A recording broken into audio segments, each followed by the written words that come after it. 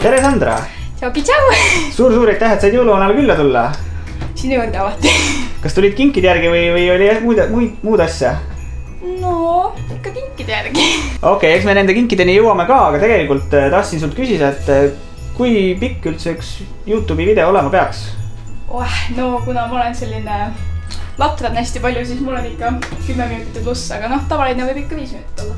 No ma vaatasin, sul viimane video oli täpselt 79 sekundit. Kas me peaksime selle video puhul ka šnitti võtma sinu viimasest video pikkusest? Või teeme pikema? Teeme pikema. Väga hea, sest kingi kättesaamiseks tegelikult ongi üks natukene pikem challenge sul vaja läbida. Ja selleks, et see kink kätte saada, on mul siin sellised asjad. Nagu sa tead, siis igal aastal viin mina laiali miljonid kinke miljonitele lastele. Ja ega need kingid ise ju ei teki.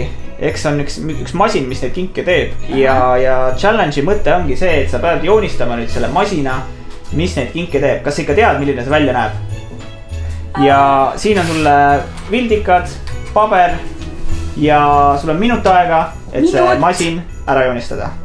Et see masin välja joonistada. Okei, challenge accepted. Nii, ja oleme challenge'iks valmis. 3, 4, 2, läks. Nii, pikk liin, õige. Pika liini veel liiguvad need asjad, jaa. Väga õige. Ära tabasid, et päkapikud on masinalapiks.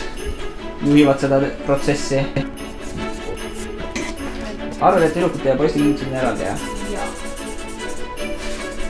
Mis need tüdrukute kingitused teadmised siis on? No ikka... Okei. Ma ise mõtlesin, et...